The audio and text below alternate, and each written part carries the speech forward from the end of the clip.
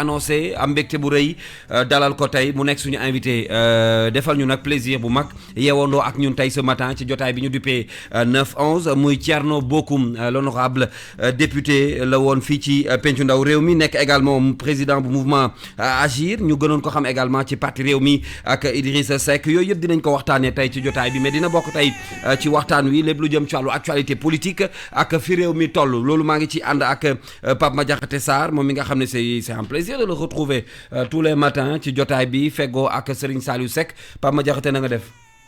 alhamdulilah maa ngi lay nuyu bu baax Kals di am mbégte retrouver la ci 9-11 di nuyu également Mame Cheikh mi nga dendeel nuyu bépp auditeur bu rajo King FM di nuyu également suñu gan di Thierno Bocoum honorable Thierno Bocoum président mouvement Agir ni nga ko waxee ñu am mbégte en tout cas recevoir ko tey ci suñu studio bi ngir waxtaan ak moom lépp lu jëm ci wàllum actualité wala xew-xew fii ci réewum Sénégal di nuyu également sëñ Saliou mi ma feggool tey ci studio bi. jërëjëf Pape Madiakhaté naka noonu Pape sëñ Saliou Seck noo def. maa ngi sant bu baax. Kals ma delloo nuyuwaat la rek. waaw fayaat la bu baax a baax nuyu réewum Sénégal nuyu waa Ndakaaru nuyu ñi nga xam si ñoo yeewoo ak ñun dinu topp ci 9-11 rawatina amaat mbégte ak contentement bu mag a mag di dalal Thierno Bocoum ndax tamit comme li ma la wax sànq rek Kals ku nekk xam na taxawaayam ci langue politique bi.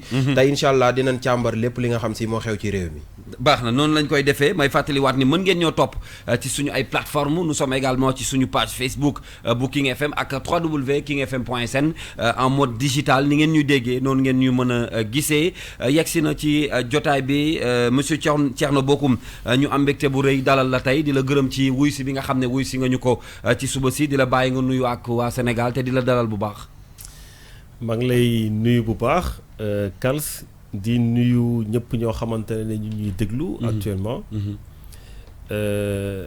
rawatina ñi ma fi toogal muy sëñ Saliou ak Pape Madiakhaté di nuyu sénégalais yi di am mbégte loolu comme nu nga ko waxee yeewandoo ak yéen fas yéene partager ak yéen loo xamante ne mooy mbëbëtu sénégalais yi ni mu ko waxee dinañu partager ak moom lu bëri waaye balaa ñoo tàmbali jotaay bi dafa am loo xam ne Ndeye Mati Dieng defal nañu ko gën ñoo xamale ak ki nga xam ne moo di Thierno Bocoum ñu déglu ko te dellu si. tey ki ñu dalal 9-11 tàmm nañ di ko gis ci xeexu askan wi bu ñu sukkandikoo ci doxalinam nag mën nañu wax ne ku bañ injustice la moom mi la Thierno Bocoum bokkoon na ci ndaw yi àndoon ak Idrissa Seck mu sos parti bii di réew mi keroog bi ñu ko dàqee biir PDS ci biir parti boobee sax moo fa doonoon coordonnateur des jeunes liggéeyam ci nguur gi Thierno Bocoum mësul nëbb ay dëggam ci biir assemblée nationale ga mu nekkoon député ak 12e législature bi lee xam-xam gi mu am nag bu weesoo géopolitique gi mu ne njàngam moo ko may ndax am na diplôme d'études supérieures en gestion ak droit des affaires internationales juriste la itam ci formation ki fi doonoon conseiller municipal de la commune des Parcelles Assainies décembre 2017 la sos mouvement bi di Agir alliance générationnelle pour les intérêts de la République moom ak mouvement bi muy soobu ci xeex yu bari ngir taxawu askan wi yenn saay sax mu dem ba ñu jàpp ko yóbbu ko kaso 20 décembre 2019 gi ñu génn rek mu ci mujj mu demoon fekk ji waa ñoo lànk ñoo bañ ngir àddu jëmale ci courant bi ñu yokk talaawam ci bind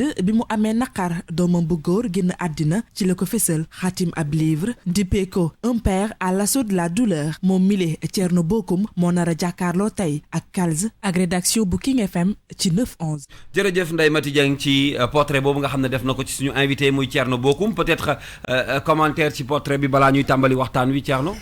waaw commentaire bi du bëri je pense que portrait moom mënoo wax lépp. peut-être njàng bi diplôme yi xaw naa gën a takku noonu. waaye yàpp naa dans l'ensemble daal portrait bi moom. macha allah. jërëjëf ñu tàmbali waxtaan wi Serigne Saliou Pape Madiakhaté.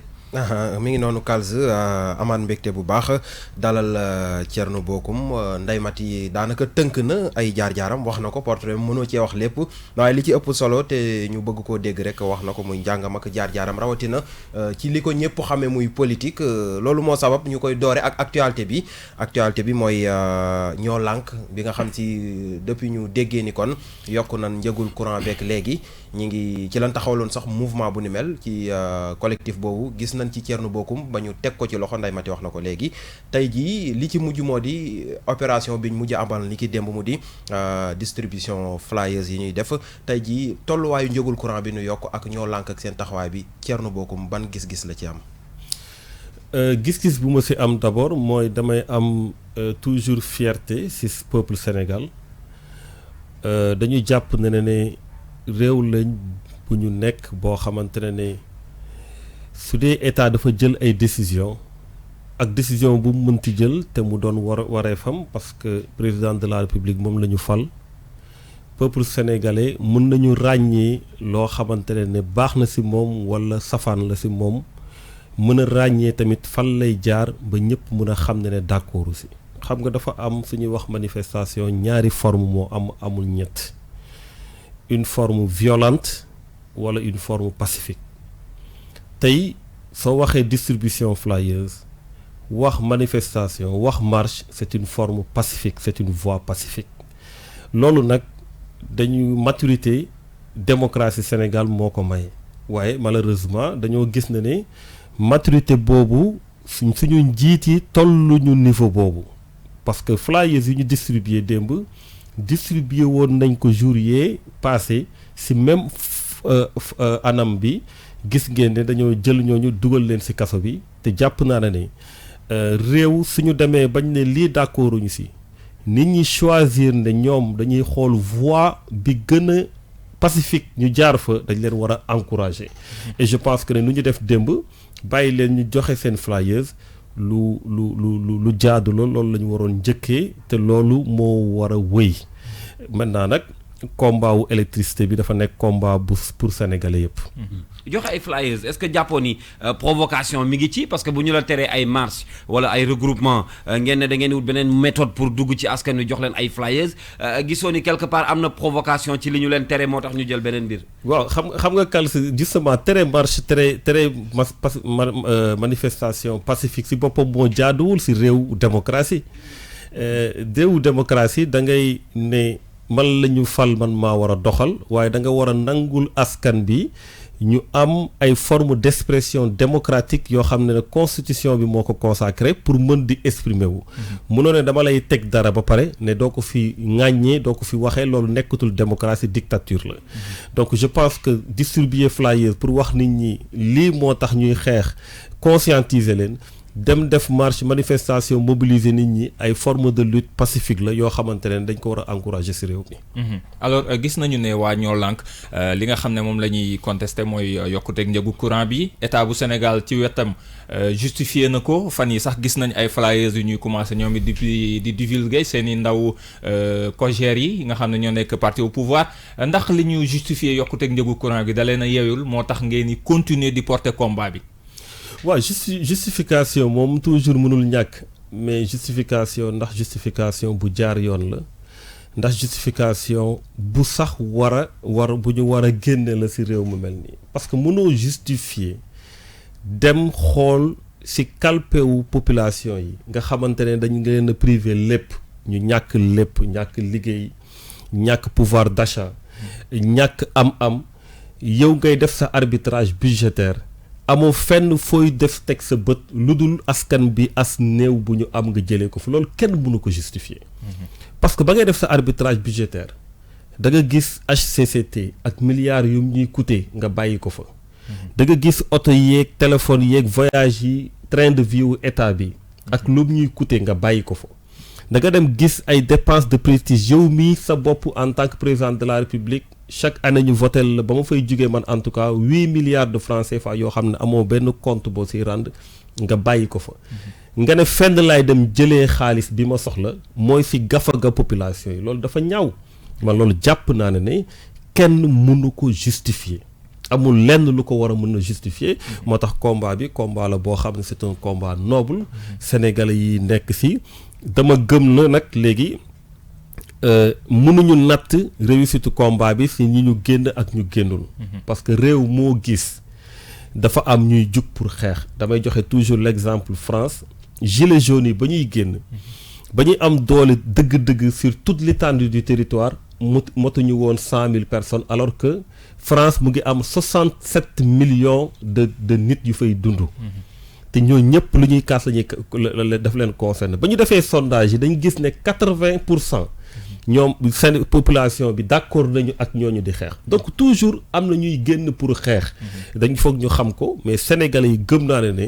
xeex bi nga xamante ne pour ñu wàññi électricité bi bañ ko yokku je pense que sénégalais yëpp la concerné te sénégalais yëpp d'accord mais état wi dañu expliquer ñu ne yokk bi dafa am benn classe rek bu mu concerné pratiquement ñi gën a néew doole ci réew mi concerné wu leen loolu aussi argument boobu loo ci wax. waaw xam nga façon d'abord nañ ko prouver mënuñu ko prouver. il faut que ñu xam ne ba ñu waxee 1er décembre lay entrer en vigueur fin du mois de novembre boobu rek facture yu génn ñëpp gis nañ ne seen facture dafa doubler ñii mu tripler. donc ñoom yokku nañu sax avant l'heure te ñu seen facture doubler waruñu tripler ay góorgóorlu lañ comme man comme yow comme keneen ak keneen alors. tey mënoo wax ne benn catégorie dama dégg kenn mu ne ñu am industrie yi nga xamante ne dañuy def ay marge bénéficiaire et tout ça war a dugal ko ci askan bi dugal luñ ko et cetera. loolu du argument yu valable parce que tey sooy xool état dafay def lu ñuy wax ay exonération fiscale ñu ngi perdre ay milliards yu dul jeex ci ay exonération fiscale yoo xam ne c'est une nébuleuse maanaam leerul. maanaam ñu waroon fay impôt. ñu waroon fay impôt. nga ñooñu ñan la est-ce que góorgóorlu yi la concerné déedéet. borom alal yi borom société yu mag yi ñooñu nga dem baal leen si loo xamante ne da nga ko yellool war ko delloo si askan bi léegi bëgg ñoo gëmloo ne courant bii nga yëkkati ñoom ñoo tax nga yëkkati ko vraiment loolu du wax beneen bi mooy réflexion boobu ñuy am tout le temps pour xalaat na ne. pouvoir revenu bi ngay am moom mooy déterminer sa charge loolu amul sens xam nga dañ ko defoon ñoom si mbirum baisse loyer yi bu leen fàtte dañuy jëloon ay fourchette ñu ne de 0 à 150 000 ñu ngi lay defal 14% 150 000 jëm ba 500 000 7% ainsi de suite yow jàpp nga donc ne ku am 150 000 forcément moo war a gën a néew charge koo xamante am na plus de loolu da ngay gis yéen par exemple tey ay nit mën nañoo liggéeyee fii bokk même salaire mais bokkuñu charge mën nga dem ngeen ku ne di gagné lu muy gagné yow nga jël appartement plus de 150 000 parce que da ngay jël sa yaay dugal fa jël sa papa dugal fa jël ñeneen dugal fa yow la ñu war a dimbale waaye keneen koo xam dafa jël studio gagné moins de 150 000 di fa def moins de 150 000 mais kooku la état di jàpp na ne moom la ñu war a dimbale yow waruñu laa dimbale maanaam façon xalaat boobu sax moo amul sens. su ma ko indee si électricité bi ñëpp xam nañ ne Sénégal société la ñuy dund entre aide la ñuy dund. loo teg si kenn teg nga ko si ñëpp. parce que tey di nga gis ku am salaire bu baax a baax waaye fin du mois bu ne mu ngi wut fu mu leb. parce que charge yi dañoo diis. donc kooku soo ko tegalee facture bu cher parce que nee nga salaire am baax na. mais da nga koy rey ñu muy dimbale tamit parce que su dee dafa waroon dimbale kenn facture bu cher tax dimbalewu ko. kooku tamit yaa ngi koy. donc da nga jàpp ne ay charges yu yokk ci askan wi la. ay askan bi daal loo fa jëlee. xamal ne askan bi yëpp nga laal. soo buggee catégoriser naan ñii ak ñële loolu vraiment amul benn sens amul benn logique.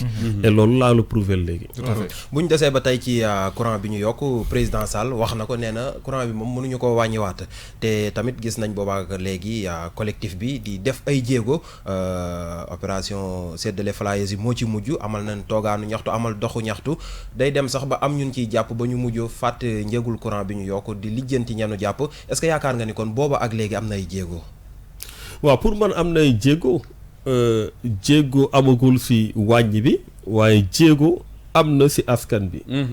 tey askan bi gën nañu comprendre la moo tax ñu war a mun a wàññi courant bi jéego am na si waaye surtout artu am na si. xam nga mbirum yokk courant bi du décision. bu libre boo xamante ne gouvernement jël na ko. dama leen di expliquer c'est-à-dire que gouvernement bi dañu nekk ci situation bu difficile.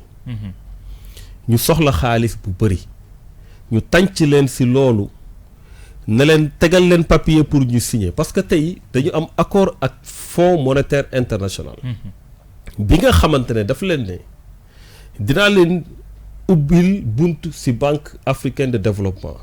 ibbi leen bunt ci banque mondiale ibbi leen bunt ci marché international bi pour ngeen am koppar waaye en retour dafa am loo xamante ne depuis boobu ba léegi ñu ngi leen topp di leen ko wax ngeen di bañ il faut ngeen def ko la réalité des prix da ngeen koy def subvention yi da ngeen koy wàññi yenn mbir yi il faut ñu am ci transparence ñun suñu bopp il faut ñu dugal suñu loxo même lu ñuy collecter les recettes ñoom actuellement ñu ngi liggéey ci benn stratégie pour mën a collecter des recettes pour gën a mën a am ay recettes FMI lañ koy defal donc fii ak ñetti at suñu réew mu ngi ci loxo FMI loolu mooy dëgg nañ ko wax nit ñi ñu ñoo fi nekk di bomber le torse naan way suñu économie et cetera mais c'est ça la réalité aujourd'hui moo tax réalité des prix yi amuñu le choix parce que dañoo soxla xaalis pour mën a continuer doxal soxla xaalis ba pour nga mën leb ko il faut que ñu ibbil la bunt yi pour ñu mën la ibbil bunt yooyu il faut que nga respecter les conditionnalités yu ñu la fixé donc tey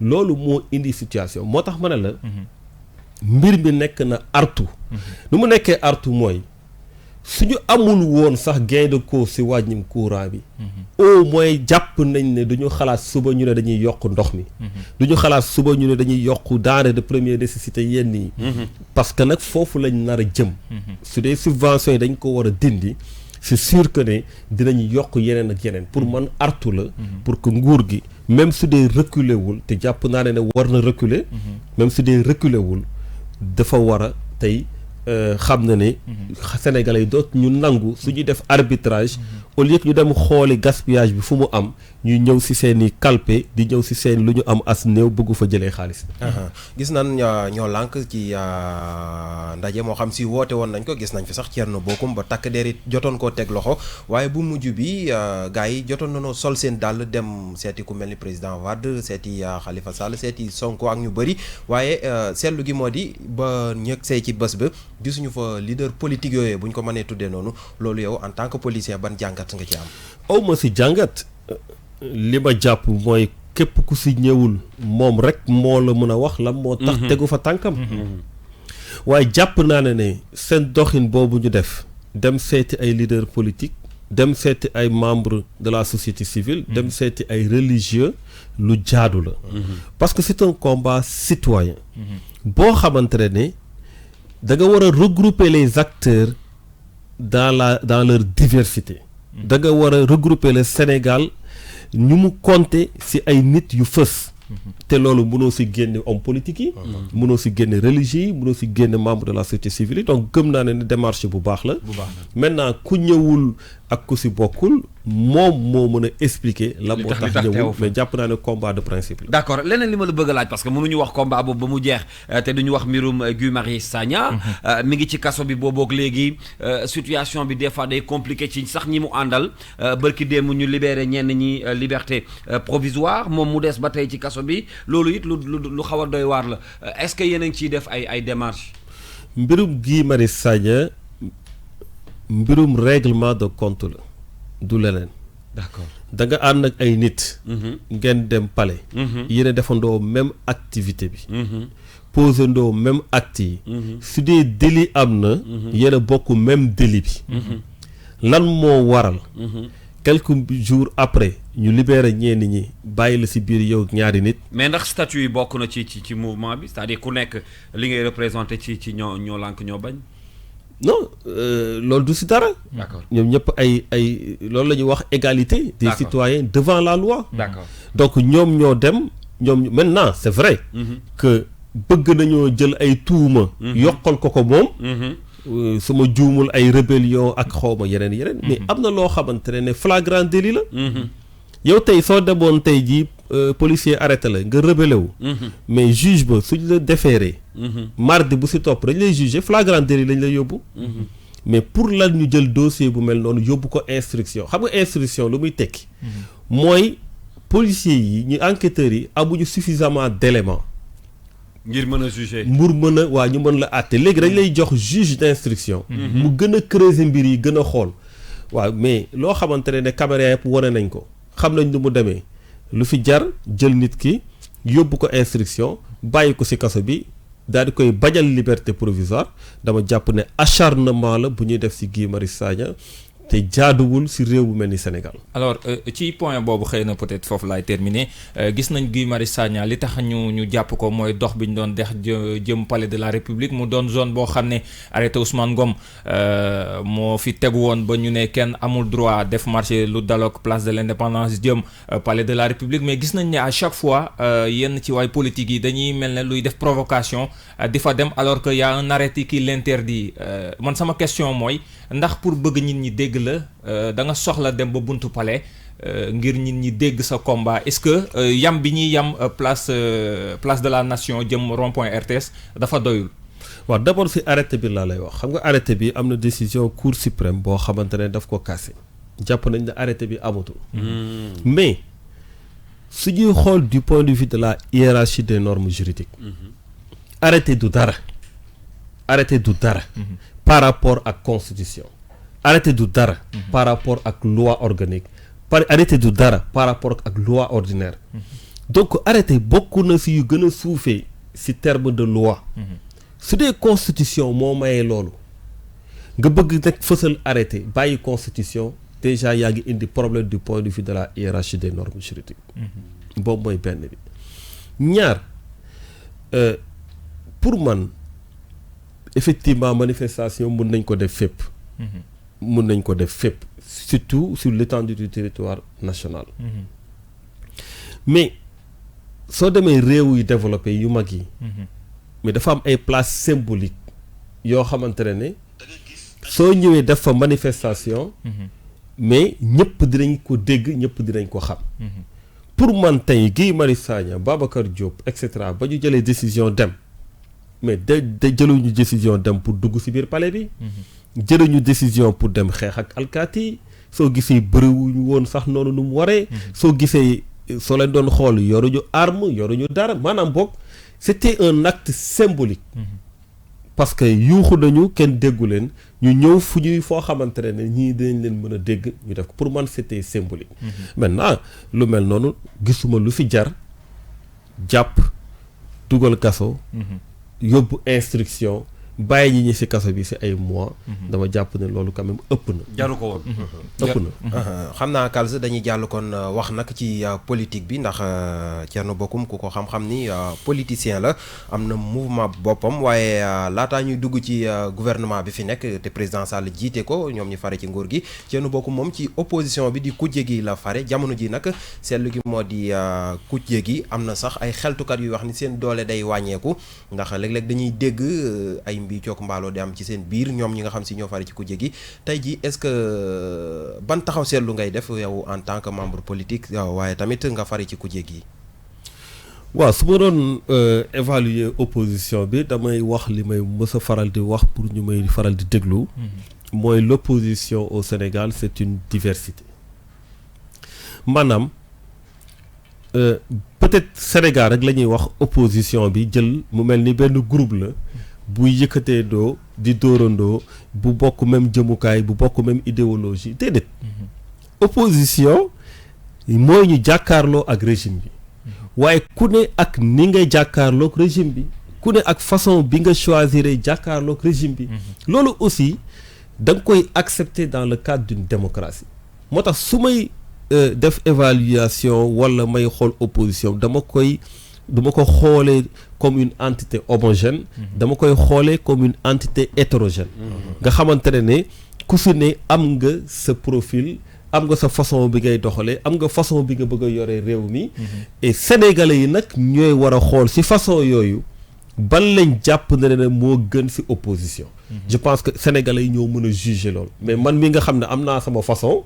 du ma mën lu dul wax ne sama façon daal jàpp naa ne baax na waaye maa ngi respecter façon bu ñeneen di def aussi omo pour juger leen omo pour jox leen des leçons. alors ci loolu comment comprendre donc critique u ñenn ci politiciens yi nanguwul dem ci dialogue national bi jëm ci ñi nga xam ne ñoo dem maanaam ñi demut ñenn ci ñi demut dañuy critiquer ñi dem ne genre mafia dafa am seen digganteeg président de la république. waaw noonu loolu tamit man su ma ko doon xool sama côté du ma doxalee noonu man dama jàpp ne dialogue national bi amul njëriñ loolu laa jàpp dialogue politique bi nga xamante ne président bu toog tu es dans l'obligation nga ibbi ko parce que ce sont des questions qui transcendent ton mandat. muy fichier électoral bu war a leer pour élection yu leer muy processus électoral muy nan la ñuy organiser élection. mooy nan la ñuy désigner maire et cetera. loolu ay questions yu am solo la damay toog si loolu pour xam ne pour wax ne fi taxaw tuuti mooy question yu mel noonu d'habitude dañuy naan loolu moom ay question politique politiciens yi yooyu moo leen di intéressé damay fàttali ne tey suñu amee tiitaange si sous-région bi muy Côte d'Ivoire nga xam dañu jëm ay élections gis ngeen problème bu am foofu ak Guillaume Soro et cetera muy Guinée bii nga xamante ne tey ñu ngi wax waxu troisième mandat gis ngeen yu fay am yëpp muy Mali et cetera lu ñu wër yëpp ceinture bu ñu wër yëpp daanaka problème mu élection ak Gambie bi problème mu élection la ñu am tiitaange si réew yooyu ne suba ñaanuñu ko dara mën na fa am su dee defuñu nànk moo tax ñun loolu dafa war a doon des questions majeures yu ñu war a waxtaanee parce que loolu ce sont des questions qui intéressent d'abord au premier point au premier niveau les populations parce que yow population bi yaay jël mandat jox ko kenn mandat diggante mandat ba da nga préféré sànniwoo xeer tojoo kaas taaloo pëna ne man damay xaar ba mandat bi jeex ma jox ko une sanction positive ou négative da nga dañu war a fexe ba population boobu bés buy war a joxe sanction lu mu dugal ci urne yi mu méngoo ak luy génn ci urne yi maanaam lu mu jàpp ne moo war a am su dee changement la changement boobu effectivement mu am su dee kuy war a toog la tamit toogaay boobu effectivement mu am donc loolu lu koy indi mooy un processus libre et démocratique c'est extrêmement important mais dialogue national bi tey yeneen thème commission yëpp c'est des commissions thématiques maanaam programmatique maanaam tey thèmes yi ñu fay joxe mooy thème yoo xamante ne président Macky Sall étudier woon na ko ba def ci ay propositions ne soo leen ma falee lii ak lii ak lii laa ci def ñu fal ko lu mu njëkk a def mooy génn premier ministre bi ne léegi fast track laa jëm ndax damaa yàkkantee doxal donc on devait être actuellement dans une phase opérationnelle ne waruñu nekk dans une phase de réflexion parce que la réflexion a été déjà faite et légitimée par le vote des populations parce que ñoom ñoo ko ne waaw réflexion bi baax na waa léegi votel nañ waa léegi lan moo fi jar ñu ibbi ay néeg dugal ci ay nit ne leen léegi loolu ñu waxoon ne population dañ koy doxal avec fast track kaa la ñu waxtaanaat ci amul sens mais am na lu bees yu ci mel ne par exemple wàllum pétrole beeg gaz bi yooyu est-ce que soxlawul aussi acteurs yi waxtaan ci ndax loo xam ne la day dépasser sax xëy na mandat wu président bi fi nekk jamono ji waaw mais mbirum pétrole ak gaz am na COS-Petrogaz am na ay techniciens yu ci nekk président Macky Sall ci boppam waxoon na da koy ibbil société civile bi ak politique yi donc loolu c'était déjà réglé bu leen fàttale defoon na ci séminaire def ci kii bu mag boo xam ne dañ ne waaw léegi dañ koy waxtaanee et cetera d'ailleurs dialogue amoon na ci loolu bu leen ko fàtte tamit ci centre Abdou Diouf nit ñi waxtaan ci ku ne joxe sa point de vue mu ne COS-Petrogaz bi dama koy ibbi société civile dugg ci homme politique yi dugg ci foofu lañ koy xaar après ñu jàll ci leneen mu doxal lu mu war a doxal waaye tey dama leen di wax dara lii du dara lu dul une forme de diversion parce que tey enseignants yi di grève ñu nekk ci santé bi keneen ak keneen ku ci am problème dañ leen naan léegi commencé nañ dialogue national commission bii de ci say wax lañ ciy wax demal nga toog ci commission ba alors que yow wax nga ak moom ba promettre ko ba ne da nga koy doxal très rapidement nga bëgg ko delloowaat ginnaaw dugal ko ci néeg téye ko fa ba mois de mars xawma le temps que nga souffler le temps que nga jël donc tey président de la république ba mu supprimer le poste de premier ministre la wut genre bouclier boobu entre les revendications du peuple et lui-même muy les assises muy nu mu tuddati encore le dialogue national kon yow jàpp nga ni daal ay mbir yoo xam ne dafa soxal président la maanaam ci intérêt wu président Macky Sall la nekk que ça soit muy dialogue que ça soit lu mu mënti doon jàpp nga ni moom lu koy protéger la wala lu jëm ci moom la non lu stratégie bu mu teg la xam nga tey parfois c'est damay dégg ñuy wax ci Fabre Ibrahima Sagna am ñu ne moom nee na kenn mënu ko manipuler et cetera ñu indi débat xam nga dans un pays malheureusement déformation peut-être professionnelle la am ñun en droit lu ñuy jàngal mooy da nga mën a distinguer le principal de l'accessoire. te l'accessoire suit le principal. Le principal dans cette affaire c'est le chef de l'exécutif. tey Faba Ibrahima Sagna comme poste Amadou Mahtar Mbow la woon bañ ko joxee commission nationale de réforme des institutions. décret lañ def nommé ko mu toog doxal su paree président mooy xool ndax dafay doxal mbir mi wala du ko doxal. mais président jël na ci engagement. waaw mais CNRI bi jëlu si woon engagement. assises nationales yi jëlu si woon engagement. assises nationales yi daf ko signé. ne leen su ma nekkee président dama koy appliquer mu bokk ci programme mu def campagne en 2012 ak assises nationales yi. ba mu toogee lu mu njëkk a def mooy écarter assises nationales yi. créer commission nationale de réforme des institutions. commission nationale de réforme des institutions ñëpp amoon yaakaar ci commission boobu. bien que même résultat yi assises yi lañ joxe parce que tu prends les mêmes personnes pour le même travail tu auras les mêmes résultats. donc commission nationale de réforme des institutions boobu tey. lan lañ ci appliqué. ñetti mbir la ci jël dugal ko ci référendum bi mu jeex lu ci des yëpp mu dugal ko ci tiroir yi. donc je pense que il faut que Sénégal aussi ñuy delloo ginnaaw suñu xel. pour xam ne yu bëri amoon na fi. ba pare tey jii yu yeneen ni mujjee woon yii tamit gëm nañ ne foofu rek lay mujjee. li am solo mooy président yow la ñu fal doxalal. yaa promettre ne da ngay def fast track da nga yàkkamtee doxal ba dindi sa premier ministre. fast track bi fan nga ci toll ci éducation bi. fast track bi fan nga ci toll ci santé bi. fast track bi fan nga ci toll ci emploi jeunes yi. foofu lañ koy xaar. mais du créer ay dialogue yoo xamante ne wax dëgg yàlla gisuñu ci benn intérêt. acca fàttaliwaat ne ñu ngi ànd ak Thierno Bocoum moom mooy suñu invité tey ci 9-11 bi ànd ci ak Pape Madiakhaté Sarr ak sëñ Saliou Seck. mi ngi noonu dañuy des ba tey ci dialogue national bi ndax président Sall yàgg naa woote mbir yu mel noonu ñenn ci opposition bi di dem ñi ci des di ko gàntal waaye loolu bu ñu ko seetlu ak li nga xam si jot na fee jaar gis nañ fi lu mel ni élection présidentielle yi ak yeneen i mbir te saa su nekk dañuy gis ni gouvernement bi fi nekk moo ci en place léegi wax nga ko muy opposition. tekkiwul ni yéen ñëpp da ngeen di bokk gis-gis waaye am ngeen benn dénominateur commun mooy jaamaarloo ak nguur gi fi nekk est-ce que tey jii gisuñu wala sax seetlu bi ñu def nekkul ni nguur gi fi nekk dafa ëpp doole lool waa ku jéggi. waa nguur moom soo ko déggee mooy majorité. dans une démocratie c'est la majorité qui gouverne c'est la minorité qui s'oppose donc effectivement normalement nguur moo war a ëpp doole opposition.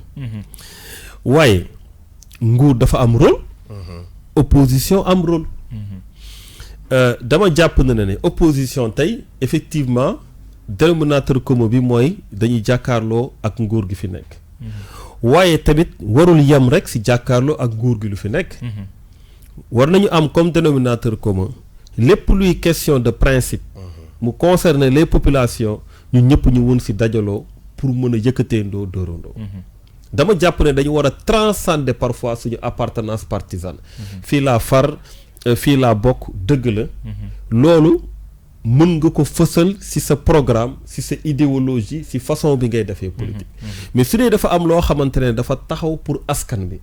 dama jàpp na ne opposition war na mën a trouver ay éléments yoo xamante ne da ci langaamu. ne lii de moo ñu boole nañ ci taxaw. donc pour man tey. opposition bi foofu laa leen di gën a xiir foofu laa leen di gën a ñaax pour ñu gën a nekk ensemble pour les acquis démocratiques ñu mën ko maintenir dans notre pays surtout. maintenant après nag ku ci nekk ak sa yoon ku ci nekk ak say propositions yooyu defal Sénégalais ku ci nekk ak loo jàpp ne moom nga war a yoral Sénégal. li ma gënoon a bëgg ñu leeral ko foofu moo di ne day am parfois ay ponk yoo xam si dañ naan président Sall taxaw na fi wax ba tàyyi ni waxoon nañ leen ñu ñëw waxtaane lii ñu ni duñ ñëw. est-ce que buñ tënkoon foofu noonu loolu du tere gouvernement bi fi nekk def loolu bu fekk par exemple dialogue national bi ñenn wala ñu ëpp ci opposition bi buñ ca demul fekk ñu tënk fa dara leneen li nga xam si dañuy dégg opposition bi wala ñu fari ci ku jégi mooy génnaat ci mbedd yi di ko naqarlu est-ce que doonul woon gën. ñu dem fekk ba ñuy woote ñëwuñu. très bien ñu dem ñu waxtaan. waaw xam nga loolu moom laa la wax sànq dafa am question yoo xamante ne moom moo ko moom même soo ñëwee it moom moo fiy décider. ku dee dafa am rôle am. le chef de l'exécutif le président de la République lu constitution wax mooy il détermine la politique de la nation. loolu mooy rôle président de la République. loolu du rôle opposition. mën na ne nag ibbi naa ñu waxtaan et cetera loolu lu rafet la lu jaadu la waaye en définitive moom mooy décider ak loo si mënti wax moom mooy décider te nag néew na problème boo xamante ne tegu na si réew mi te nit ñi waxtaanuñu si ba pare discuter wuñ si ba pare amul solution ba pare même processus électoral bi donc pour man tey loolu lay rek la mën a doon mais mënul nekk affirmation de bonne foi parce que question yi ma la wax mu jëm ci programme am lum ci doxal kenn mënu ko say mere parce que sénégalais yi ñoo ko fal pour mu doxal ko nit aussi da ngay xam li nga luy sa yelleef ak luy yelleefu sa morom waaye loo xamante ne dafa jëm tey ci processus électoral bi et cetera wax ngeen dëgg man ni tax ma d'accord ci dialogue politique bi maanaam ci waxtaan ci processus électoral bi nu muy demee ci démocratie bi nu ñu koy renforcer ci fichier électoral bi nu ñuy fale et cetera mooy que ne mënuñoo jugee ci élection yoo xamante ne dañ ko contester wax na président walla nguur gi def nañu ay jalgati ba pare ñu ne léegi dañu xool jalgati yooyu duñu ciy waxtaanee ñu ne duñu dem loolu mënul nekk man loolu laa gëm moo tax sur cette question là mu concerne des questions qui transcendent son mandat effectivement pour man dañoo war a toog waxtaan ci waaye li am solo du l'initiative li am solo c'est la volonté politique parce que l'initiative elle est permanente en ce qui concerne ñëpp ñoo xamante ne mës nañu gérer réew mi président Abdou Diouf gis ngeen le code consensuel de 1992 moom la woon avec Kéba Mbaye président Wade gis ngeen su demee ba génne le ministre de l'intérieur ci organisation élection ci moom la woon à chaque fois woo na nit ñi pour ñu waxtaan tey président Macky Sall am na aussi obligation pour mën ko def donc initiative yi yàgg na am maintenant lu ñuy xaar ci président Macky Sall c'est la volonté politique d'appliquer les consensus maanaam am naa initiative yi xam nga nañ ñëw ñu waxtaan woo naa leen loolu moo gën a yomb woote moo gën a yomb waaye lu ñuy waxtaanee waaw lu ñuy waxtaanee ensuite suñu waxtaanee ba pare ndax d'accord nga pour jël tënk loo xamante ne d'accord nañ ci nga appliquer ko nga bañ a wiiri jël ci lu la neex comme ni nga ko defee ci CNRI bi wala dugal ko ci tiroir yi comme ni nga ko defee ci assises nationales yi wala dem appliquer lu la neex comme ni nga ko defee ci parrainage bi loolu mag dañ ko jàng ci moom di ko gis ci moom di ko yàgg seetlu ci moom moo mën a am volonté arrêté ko waaye du ñun ñooy am volonté arrêté ko parce que moom moo toog fu mu ko war a arrêté. d'accord monsieur Bocoum bëgg naa tamit ñu aborder beneen sujet bu ñu weesoo wàllu dialogue national bi muy ñaari nguur yi nga xam ne Sénégal dund na ko te yàggul benn bi di bu maître Abdoulaye Wade ba ca des di bu Macky Sall ñenn ñi sax di faral di wax souvent ni xëy na ñoom Pape Madiakhaté dinañ ci dellu si léegi dañu am ay points communs ci ni ñuy doxalee c'est-à-dire que booy seetlu nguuru Abdoulaye Wade ak bu Macky Sall daanaka sorewul li ko firndeel ci ñenn ñi sax mooy bi ñu dajee Massalikul Jinaan ba ay seet si am ci diggante ñaari njiitu réew yooyu ban gis-gis nga ci am est-ce que d'accord nga ci ne ci ñenn ñi ne doxali ni dafa xaw a nuroo waaw xam nga soo waxee waxul Massalikul Jinaan pour man c'est différent ak gestion d'un état man acte boobu dama koy rafetlu parce que pour man ne serait-ce que ñaari jullit yoo xamante ne dañu dëkk ci benn réew suñu amee ay difficultés nit ñi war nañoo mën a jug pour jubóole leen man awma problème ci loolu parce que du point de vue humain tey dama jàpp ne président Wade ku mu mësoon xulool war nga mën a jubóog moom parce que mag la kilifa la am na parcours ci réew mi jàpp naa ne fii mu toll képp koo xamante ne am na ak moom problème kilifa yi war nañ ci dox pour ñu régler problème boobu donc man loolu dama koy teg de côté maintenant état c'est une continuité ñun dañoo xeexoon président Wade mu jóge fi en 2012 def ko ak président Macky Sall malheureusement les questions essentielles yu taxoon ñuy xeex tey dafa mel ni genre tamit continuité la am par rapport ak loolu utiliser les institutions de la République pour combattre des adversaires politiques tey la waalo gën a ay gis ngeen problème bu Khalifa Sall gis ngeen problème bu Karim Wade gis ngeen Guy Marius Sagna ba fii may wax ak yéen mu ngi kaso parce que tout simplement le fait que mu ne d'accorduma ak li ngeen di doxalee ñu bëgg ko yar si loolu parce que loolu la ñuy waxee ñoom donc loolu dañu fi manifestation yi y a même pire parce que président Wade 23 juin daf ko autorisé woon c'était devant l'Assemblée nationale ku xam Assemblée nationale fu mu nekk xam na ne c'est à quelques mètres du palais de la République nga autorisé fa manifestation bu toll noonu donc effectivement rupture yi ñu doon xaar vraiment gisuñu ko du point de vue démocratique du point de vue économique tamit c'est vrai que tey ñu ngi waxu mbirum croissance et cetera mais de croissance yi c'est des facteurs endogènes ñoom ñoo dugg maanaam facteurs yoo xamante ne maîtriser wuñ ko xam nga su dee da ngaa ñëw sa période baril bi doon jar baril pétrole bi doon jar par exemple $109 ñëw ba $40 dafay am lu mu lay yokkal su dee da nga ñëw si situation boo xamante ne jàmm dafa am si réew bi ouverture dafa am et cetera investisseurs yi ñëw mën la lebal xaalis bu bëri ngay investir parce que suñu croissance investissement public yi am na lu bëri lu mu si doxal loolu tamit dafa am lu mu lay avantage mais du point de vue d'une croissance inclusive comme amul ay facteurs endogènes yu ñuy yëkkati maanaam tey fexe ba ñu am ay fonds propres fexe ba privé bi dox fexe ba sénégalais yi mbay mi et cetera yooyu yëpp gën a dox moo tax delluwaatul ci sénégalais yi donc daanaka loolu tamit pratiquement problème la changement de paradigme yu waroon ba les facteurs endogènes yoo xamante ne Sénégal ñoo ko moomal seen bopp yooyu nekk moteuru croissance bi loolu amul donc tey ñu ngi sooxe ci côté boobu soo demee éducation santé et cetera pratiquement effectivement les mêmes problèmes la dafa jàpp ne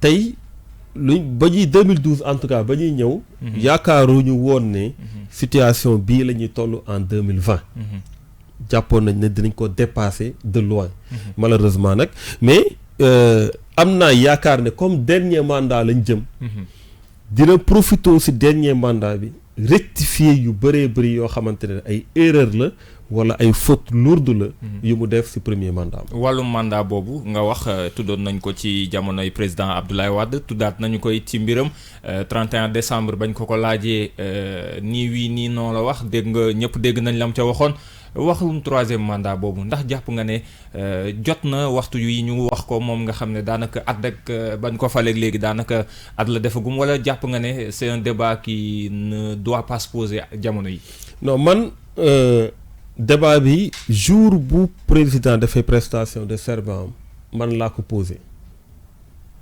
mais dootuma ko posé ti léegi ndax ma posé ko période boobu dama jàpp ne sooy gouverner état d'esprit mooy gouverner su dee yow sa état d'esprit mooy damay am benn sama dernier mandat la sa mandat boobu yëpp di nga fi góorgóorlu pour def lu baax dootoo jàppati kenn di tëj ci kaso bi di nga dooleel justice bi di nga dooleel assemblée nationale di nga taxawu population yi doo nekkati di xalaat def ay calcul politicien donc ma bëggoon dès le début mu leeral ko ba nga xamante ne su boobaa Sénégalais yëpp mën nañu mànkoo jàppale ko ci deuxième mandat bi pour mu réussir ko nga jàppale ko ci opposition bi nga jàppale ko ci en tant que ouvrier en tant que et cetera parce que c'est une situation inédite une situation inédite pourquoi parce que c'est la première fois président de la République war a dem te du nekk candidat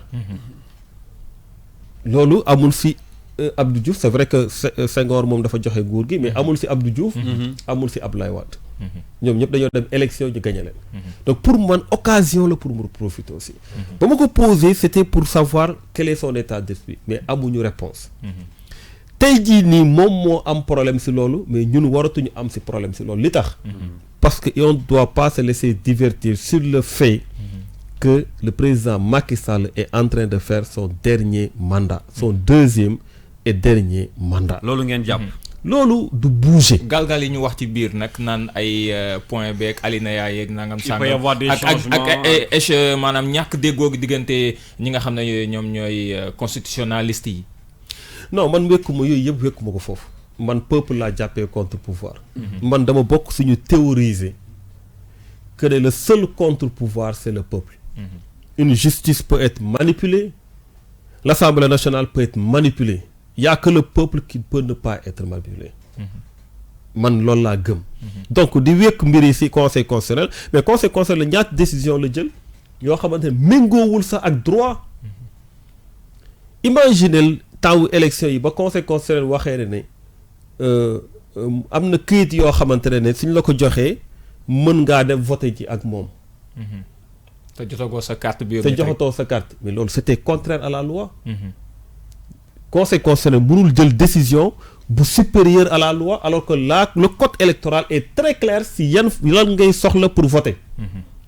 Donc conseil constitutionnel boobu est-ce que war nañ nekk fii naan est-ce que dina ko valider ak du ko valider mais kooku suñ ko waxee valider da koy valider loolu mooy dëgg dañu romb affaire conseil constitutionnel nit mënoo dund ak nit ay at di gis nu muy fonctionner bëgg a di poser ay questions yu amul sens.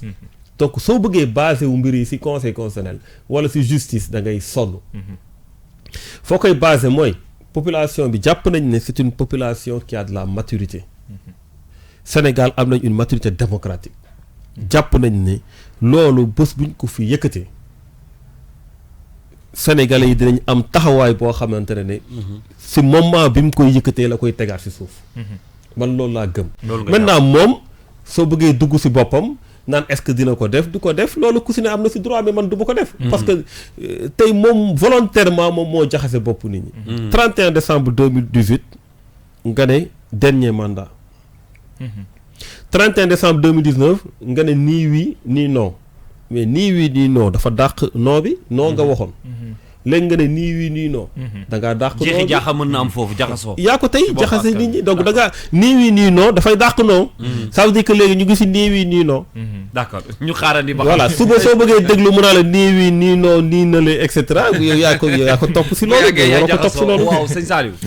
mi ngi noonu laataa ñuy ñëwaat wax ci politique gu président Sall ak ministère yeeg ba xam ña ngay def la ñu war a def ku nekk wàlloo nga nekk dañuy ñëw sànq wax nañ ci président Macky Sall ak président Wade tey dañuy ñëwaat wax kon ci Idrissa Seck mi nga xam si moom mooy njiitul parti réew mi te tamit la tax ñu sañ la ko laaj ku nekk xam na ni Thierno Bocoum naam ne amoon na dayo waaye ñi ngi ko gënoon a xamee ci wetu Idrissa Seck même bu fekkee ni jamono ji nekkatoo leen tamit am na ñuy njortu ni am na sax ku ko wax muy ni Idrissa Seck ak ki nga xam si moo di président Sall ñu ngi déggante cell ji mu nekk bu weesoo ni mu ëlëmee askan wi est-ce que yow li nga jot a xam ci Idrissa Seck yaakaar nga ni mi ngi déggante ak président Sall. waaw xam nga da nga wax président Idrissa Seck président parti réew mi. donc Idrissa Seck nekkoon na effectivement président parti bi ma nekkoon. mais nekkatuma réew mi maa ngi mouvement Agir. effectivement loolu lu muy tekki mooy awma droit commenter wala wax loo xamante ne sama yoon nekku si. peut-être li may mën a leeral rek parce que su ma ko waxee noonu dinañ ne est-ce que problème dafa am mooy awma benn problème ak moom. donc comme ni ko Sénégalais yëpp. moom mooy président Idrissa Seck ah. moom président Idrissa Seck. voilà awma benn problème ak moom. comme ni ko Sénégalais yi xamee en tout cas ñu xam ñëpp xam nañ ne y a une affection réciproque entre man ak moom. mais politiquement je suis le président du mouvement Agir. ñun dañu am lu ñu bëgg a doxale dafa am lu ñu xalaatee donc mënuma commenter loo xamante ne peut-être mu ngi am ci beneen parti donte parti bu mu yéene jàmm. mais ci diggante bi ngeen am nga baal ma rek ak xam bi nga xam nit ki xam nga tey monsieur Bocoum mën naa xam nit par exemple sëñ Saliou wala Pape Madiakhaté xam boo xam ni suñu mënee moo def lii wala moo am démarche yi ci wàllu liggéeyam wala ci wàllu politique ma mën koo juger ne diwkat moo ko def wala defu ko xëy na bu ñu lay laaj bi foofu lañ ko bëgg a yóbbu en connaissant président Idrissa Seck bu baax ndax gëm nga ni rek yow ci sa analyse boo analyser mbir mi gëm nga ni war na mën a toog ak Macky Sall ba avancer ak moom ci ay mbir ñu war a déggoo. waaw xam nga tey jii ñu bëri ñoo xamante ne dañuy avancer yenn yi dañ ko wékk ci silence Idrissa Seck. peut-être dinaa leen may dugg ci tuuti. noppeem du guléet maanaam parfois damay naan est-ce que nit ñi ñu ngi suivre politique ndax ñu ngi suivre nit ñi. parce que c'est important aussi. nit ki su demee am benn situation. boo xamante ne yaa ngi ko gis mu am ci benn comportement da ngay interroger l'histoire. ndax lii mosoon na am wala ndax guléet la waaye doo ci tirer très rapidement ay conclusions. pour man silence am du guléet. je pense que man en tout cas ba ma fay nekk bokkoon na ci ay option xaar ba moment bi mu bëgg a wax mu wax du peut-être pression wala dafa war a wax mooy tax mu wax donc pour man conclusion bu ñu indi par rapport à l'observation d'un fait dafa c'est une conclusion hâtive pour man il suffisait juste d'interroger l'histoire pour savoir que ne noonu lay doxale maintenant li ci des je pense que wax naa leen ko léegi nekkatuma parti Rewmi mënuma xuus ci mbirum président Idrissa Seck bi nga xamante ne mooy président parti Rewmi tekkaaral bi nga xam ne wax nga ko léegi joxe nga ci ne option la ci Idrissa Seck loolu moom yàgg na ci waxtu bi mu amee envie wax wala mu am lu mu war a wax ci lay jug wax mais est-ce que changé wul rapport bi parce que élection présidentielle yu weesu quand même moo nekkoon deuxième avec plus de 20%.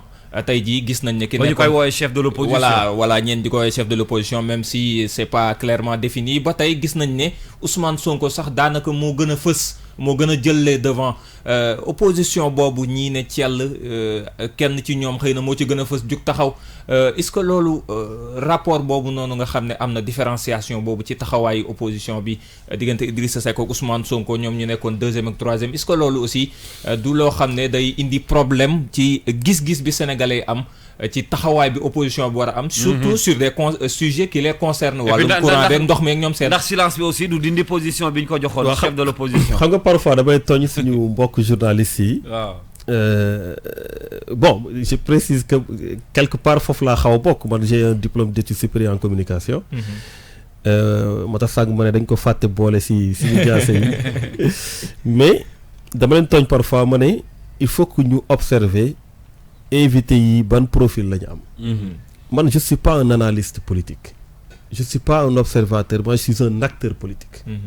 lu muy tekki mooy mënuma nekk fii di la wax Ousmane Sonko nii mu taxawee de jàpp naa ne fii ak quelque temps wala et cetera wala Idrissa Seck moom de non loolu. soo leen amee invité. boo xam ne analyste politique la. dina si mën a xuus. mais am nga ci gis-gis. waaw su ma si amee gis-gis it mënuma ko wax. parce que du sama cër. je suis un acteur politique.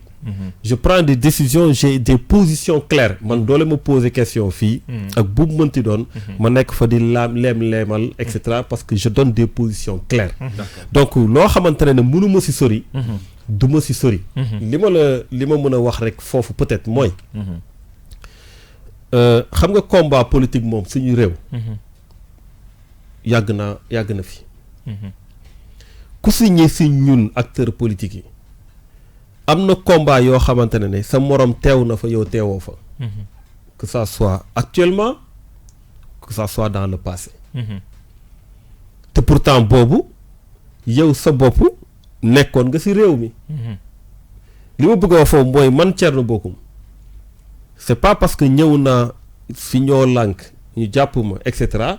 que dama war a ne leader yu ñëwul foofu yépp waruñu woon dañoo waroon ñëw. et cetera wala ma am lu ma teg seen kaw.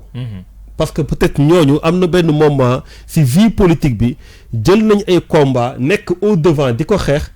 te man teewuma woon. moo tax man dama gëm na ne. kenn moo mën a arbitrer mooy le peuple sénégalais.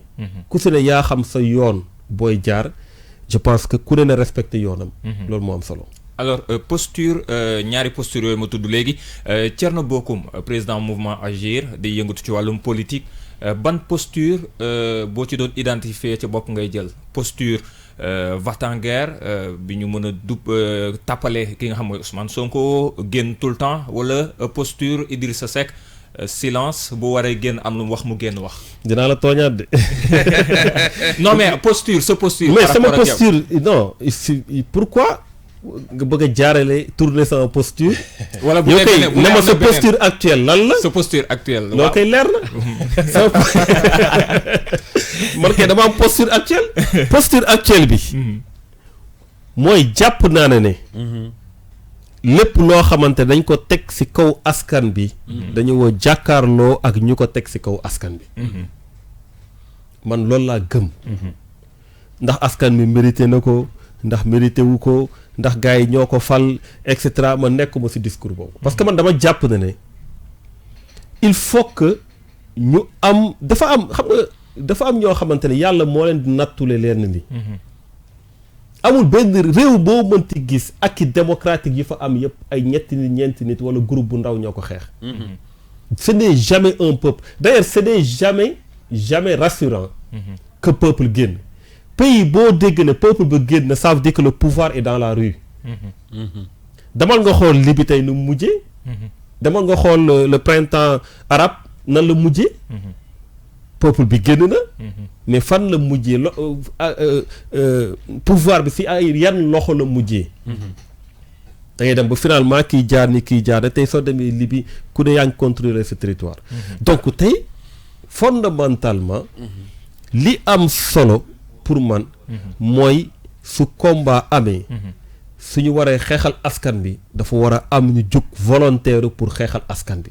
bu ñu xool ndax askan bi mérité na ko wala ndax voté nañu diw wala voté nañu diw loolu pour man jarul xool lu ñu war a xool mooy.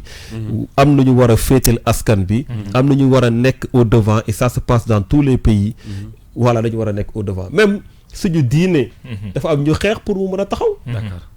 d'accord am na tey fii Sénégal. suñ fi waxee l'islam par exemple. mais dafa am ay mag yu baax yoo xam ne. ñu leen doon wóor sax dañ leen doon wóor. ñu am seen fulla ak seen fayda xool seen yoon dox si. tey ji ñu mën leen a tiitaroo. xoolal Xaadim Rasul du wii tey si combat am. tey ñu mën ko tiitaroo. Haj Malick Sy et cetera et cetera donc pour man noonu la ñu war a def képp koo xamante ne am na loo gëm. bul xaar ma Samba bul xaar ma Demba. defal loo war a def. parce que payoor moom si yàlla rek la mën a jógee. d'accord alors may fàttaliwaat ni suñu gan Thierno Bocoum on va marquer une pause nag bu ndaw ñu le temps ñu dellu siwaat yeggal li yeneen ponk yi nga xam ne bëgg nañ ko waxtaanee dinañ ñëw ci kanam tuuti ak Serigne Saliou Seck ci taarixu démb bu tey bi nag voilà dina doon ci teewaayu Thierno Bocoum ñu dégloo ndoo ko ensemble et puis dinañu ñëw ci yeneen ponk bëgg nañu waxtaanee mbiru assemblée nationale. ak mouvement bi nga xam ne moo di agir. y a tellement de questions yoo xam ne bëgg nañ ko ci laaj tuuti ak fu mouvement bi toll ci ay activités am rawatina ci 2020 bi ñu nekk ndax dinañ leen ci gis bu baax on ne sait pas encore loolu xëy na moom dinañ ci gindi ci kanam tuuti mais monsieur Thierno Bocoum di ngay faral di déglu musique. ah oui damay déglu musique. di ngay déglu musique. ban genre musique ngay faral di gën di déglu. non man nag lépp laay déglu. lépp ngay déglu mais bu dee fii ci réew mi par exemple. lépp ah. bu dee fii ci réew mi par exemple. waaw comme maa ngi biir King FM kay bàyyi mu tudd Youssou Ndour. la ci delloo njukkal ci liggéey bi nga xam ne ñi ngi ci voilà donc ñun nag ñu ko doon jox Thierno moo leen ko tegal moo leen ko may ci King FM merci beaucoup. ñu wëyal waxtaan bi ba tey fàttaliwaat ni booboog léegi ñi ngi ànd ak moom depuis presque 9h45 la ñu tàmbali jotaay bi. waxtaanee fi ay ponk yu bëri Mamadou Fall rejoindre nañu moom it ci plateau bi ni ñu ko waxee léegi dañuy jéem a dugg nag biir assemblée nationale. Pape Madiakhaté waxtaane ko tuuti. di pencum réew mi nga xam ne suñu ay ndaw ñooñu fa teewal. moom mu nekkoon député boo xam ne taxawaayam nemmeeku woon nañ ko bu baax.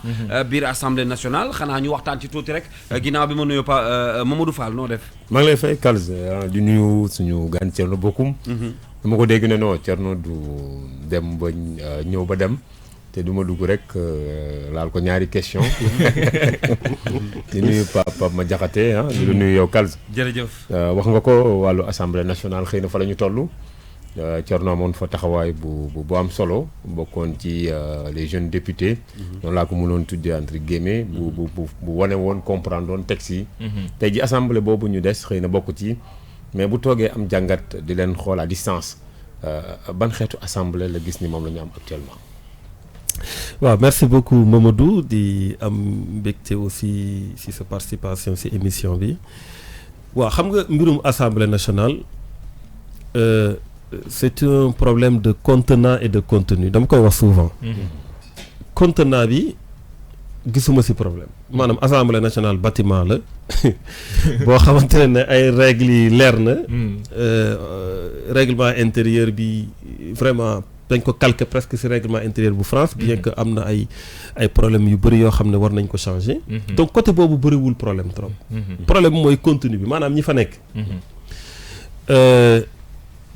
su dee ñi fa nekk dañu jàpp ne rôle député mooy taxawal fa président de la République amoo benn initiative. da ngay jot ay injonction ci président de la République. Assemblée nationale mënul am lu dul image bi mu am. bu mu amoon bu mu am bi muy continuer di am. parce que su boobaa du doon espace boo xamante ne dañuy jàpp ne ay représentants du peuple ñoo fa nekk. war a taxawal peuple bi parce que on parle du gouvernement du peuple. par le peuple et pour le peuple. donc jàpp nañ ne loolu mooy démocratie jàpp nañ ne tey ñoom ñoo war a am position boobu. taxawal peuple bi contrôle de l'action gouvernementale dafa am solo parce que su dee gouvernement dafa ne man nii lay doxalee nii laa prévoir def. ñoom war nañu mën a utiliser prérogative yu leen loi jox. pour ñu mën a saytu loolu xool far lañ ci toll. mais dama jàpp ne assemblée nationale joxuñu ko maanaam bokk exécutif bi dem na ba finalement lu mu profité sur le fait que il peut toujours compter sur sa majorité tax na ba toujours ñuy teg luy néewal doole assemblée nationale. xam nga nag tey mënoo généraliser. am na bien entendu des membres de l'opposition yi fa nekk yoo xamante ne macha allah ñu ngi def seen liggéey nu mu waree mais dama koy faral di wax assemblée nationale moom lu saw làmmiñ neex ak sa argumentaire lu mu leer. fu muy mujj mooy ñañ ñoo d'accord ak ñañ ñoo d'accord. su loxo yi jugee rek nga jommi. ak lu argumentaire bi leer nag. donc su dee ñuy yëkkati loxo en majorité ñooñu taxawuñu pour représenter peuple bi mais dañuy taxawal président de la République ak nu mu ko bëggee. Assemblée nationale day continuer di sooxe donc tey. Mamadou mënuma di la wax lu dul déception buñ ci am mais li ci gën a graaw mooy ñun sax liñ ci amoon as néew dañ leen ko dindil. gis nga suppression poste premier ministre bi. dafa doon loo xamante dafa néewal doole lool Assemblée nationale. parce que le dialogue bu waroon am au sein de l'Assemblée nationale da doon jaar à travers la déclaration de politique générale. ñun ñëpp ñu doon couvrir déclaration de politique générale. da ngeen di gis occasion la. vraiment buy wane vitalité de la démocratie sénégalaise. nga xamante ne premier ministre day ñëw ku ne ñëw indi sa dossier teg. président groupe yi fii député yi. ku si ne indi sa dossier. ñëw wax ne d'accord ñu si lii nii ngeen di defee et cetera mu doon dialogue loolu ba ñu dindee premier ministre la déclaration de politique générale amatul. beneen bi mooy lu ñuy wax question d'actualité au gouvernement. dafa am séance boo xamante ne premier ministre dafay ñëw ànd ak ministre yëpp. di déglu député yi. yooyu tamit c'est des questions c'est des moments vraiment solennels. et extrêmement importantes. ni mu amee importance mooy dafa am ay questions yoo xamante ne dama ko tuddee des questions transversales. tey am na dossier yoo xam ne soo ko yëkkatee du ministère de la jeunesse rek la concerné. day concerner ministère de la jeunesse concerner ministère des finances. concerner par exemple ministère de l'éducation. su dee question d'actualité au gouvernement day am da ngay am premier ministre bi nga xamante ne moom mooy coordonner loolu yëpp. bi la mën a jox des réponses yu leer. mais ba ñu faire disparaître le poste de premier ministre question d'actualité au gouvernement buy dajale ministre yëpp ñu toog ñu mën a traiter des questions transversales amatul.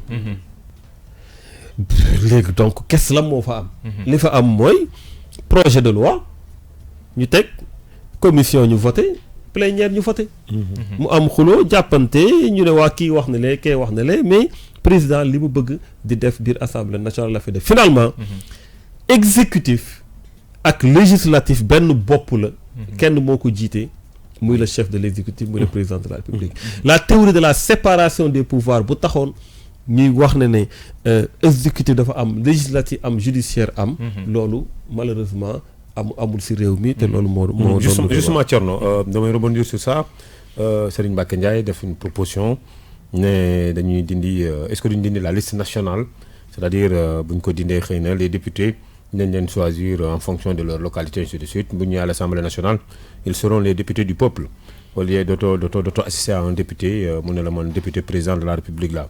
Est-ce que cette proposition est pertinente? non xam nga liste nationale moom soo ko dindee da ngay défavoriser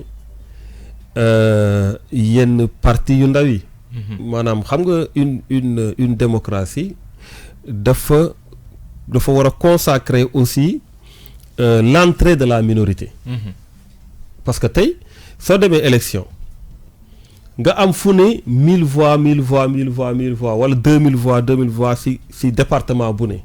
soo ko dajalee mu indil la par exemple ay 100 000 voix. mais su dee liste départementale rek moo am doo am sax benn député. te pourtant 100 000 sénégalais d'accord nañ ne yow war nga dem toogal leen assemblée nationale. donc suñu dindee liste nationale bi yow doo am benn député. boole si liste majoritaire mooy départementale. liste départementale mooy majoritaire bi. dafay ñëpp xam nañ ne day favoriser pouvoir. loolu ñëpp ko xam. ñëpp xam nañ ne. pouvoir le plus souvent sur les 45 départements. pratiquement 40 yëpp da koy jël. nit ñi fu ñuy daboo mooy ci liste proportionnelle bi. parce que su dee raw gàddu la yow kii nga rawee ko benn voix wala ñaari voix wala sax disons 100 voix pour ne pas exagérer. mu jël raw gàddu jël député yu fa am yëpp. nga dabati feneen mu rawee la encore 10 voix nga dabati feneen mu rawee la finalement mooy jël député yëpp yow mi nga xamante yaa topp rëq si moom. Sénégalais yi jàpp ne war nga dem toogi assemblée nationale doo am benn député bu la fa représenté. donc je pense que ne boobu proposition moom mënu ma si ànd Mamadou. mais système ban système alternative yow nga yaakaar ne peut-être moo mën a indi saafara wala début de solution ci loolu. non système alternatif bi du forcément nu ñuy falee député bi. parce que député mënuñu ko fal. si man maa bëgg a nekk député il faut mu nekk si entité. dañu naan woy parce que chef de parti suñu choisir député yi mais loolu mënul ñàkk. tey soo créé sa parti ànd ak ay nit. ngeen am ay représentants un peu partout mais ñooy nekk candidats yi. d'habitude sax. population yi chef de parti ba mooy tax ñu lay votel duñ la sax xam. parce que kay war na leen loo xamante ne mën nañ la voter. man pour man du côté boobu yëpp. vraiment ñu bëri ñuy théoriser côté boobu nañ ma baal. du côté boobu. pour man mënul changer lu dul à travers un renouvellement de la classe politique. ak prise de conscience bu bees. citoyenneté bu bees. bu wute ak lu fi amoon boobu ba léegi. parce que chaque législature di nga gis ñaar ñetti député ñeent juróom ba sax 10 yoo xamante ne da nga naan ñii de su doon ñu fi nekk ñëpp ni ñii lañ mel kon assemblée du mel nii da nga koy gis. mais dañuy néew. dañuy minoritaire. donc classe politique bi dañu war a fexe ba ñuy ñëw plus tard mu doon ñoo xamante ne li ñuy jiital mooy intérêt population yi. fii ak tolluñu foofu. ça va être la même chose. parce que parfois même. sooy xool assemblée nationale di nga sax am sa ñëw ak sa 10 députés. mais état jël sa 5 yi si biir assemblée. parce que day génne xaalis. jox. ñu rallier ci ñoom. duñu démissionner sa parti nag. dañuy toog rek parce que suñ démissionner perdre seen mandat. mais fu état voté ñu voté. fuñ la waree xas-xas la. te yaa leen fi indi. donc loolu profil député bi. moo am solo c'est pas mode bu ñu koy indee mode boo mënti indi soo fi indee député boo xamante ne amul une conscience citoyenne. jàppul ne dafa war a liggéeyal askanam. jàppul ne dafa war a taxawal population. mais même cause vont produire les mêmes effets. donc loolu la yéen waa mouvement Agir bu ma fa mënee dugg taxawaay boobu moom ngeen dikkee. ngir beneen xeetu politicien boo xam ne wuute nag ya ñu daan gis te ñu bëri luñ leen di critiquer ci askan bi. parfaitement xam nga dañu nekk ci une population boo xamante ne majorité écrasante bi jeune la ku si ne man bokkuma sax fi ñuy critiquer diw defu fi dara diw ñi déedéet ku si nekk ak sa époque. ji nga Senghor ba mu ñëwee. dañu pare juste colonisation moom suñu bopp. c'est un contexte différent. sa xalaatu tey soo ko bëggee yóbbu ko si période de Senghor mën nga ne Senghor cuune la waaye da nga fàtte contexte bu mu nekkoon ak yow contexte bi nga nekk bokkul de la même manière pour Abdou Diouf de la même manière pour Abdoulaye Wade ainsi de suite ça avance ça évolue donc jàpp nañ ne su dee ñu njëkk ñi am na peut-être ay goulot ay taar yoo xamante ne da leen doon empêcher ñu def yenn yi ak façon benn boo xamante ne mënul woon ñàkk parce que loo gis transition la il faut mu am fu mu jaar jàpp nañ ne tey génération bii war nañu taxaw une bonne fois pour toutes xam na ne suñu réew ñun ñoo ko mën a defar keneen mënu ko defar à notre place ça il faut que les Sénégalais en soient conscients surtout la jeunesse de ce pays. mais est-ce que sa xel dal na ci li ngay gis jamono yii bëri na ay partis yu bees yu jóg ay jeunes yuy créer ay mouvement citoyen mouvement politique ndax sa xel dal na ci wala am nga ci njort mu rafet. am naa si njort mu rafet xam nga tey parfois ñun suñu biir nga xamante ne nouvelle génération bi ñu ñuy wax leader jeunes yi dañuy parfois di ñu jaxase suñu biir wala ñu ñuy opposante mais jaru ko man dama jàpp ne ñu taxaw pour doxal pour changer mbir yi bëri wuñu donc ku mënti taxaw rek encourager ko képp ku ne man de dama bëgg a def autrement dama bëgg a taxawee autrement dama bëgg a changer mbir yi da nga ko war a encourager di encourager ñeneen ñu def ko parce que kenn mënul am unanimité kenn mënul taxaw ne man de maa ko njëkk a wax ñëpp dañ ñëw sama ginnaaw déedéet mais am nañ sañ-sañ keneen wax ko feneen keneen wax ko feneen keneen wax ko feneen ba nga xamante ne même su dee ay nit yu jàkkaarloo la jàkkaarloo boobu loo sa xel da siy dal parce que ku si ne si ñoom lu nga bëgg mu mel moromam mel na ko sa xel day dal donc loolu la ñu war a encourager lu ñu war a décourager mooy façon clientélisme boobu am ba léegi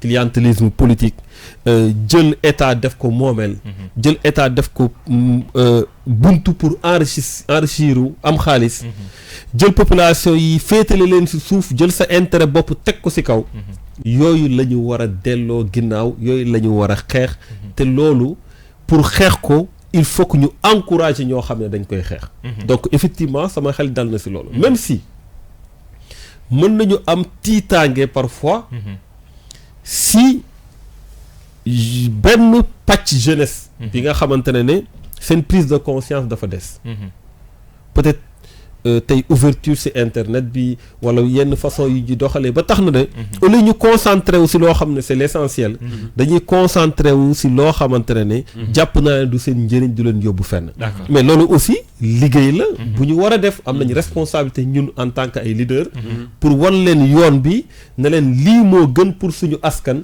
nañ ci taxaw ñu ñëpp ñu yëkkateendoo ñu dóorandoo ba Sénégal jóge ci situation bi mu nekk mais benn rek est-ce que liggéey boobu dina yomb ci ndaw ñi Thierno bu ñu defee analyse di xool ndaw ñee ngi créé mouvement d'humeur marche par exemple hausse du coût de l'électricité ay flyers jàpp dóor jàpp nangam est-ce que loolu du décourager certains ñi nga xamante ni en fait ci seen biir bopp xëy na ñi dañoo foogoon ni ñu yor flyers dox conscientiser nit ñi mooy mën a changer les choses mais même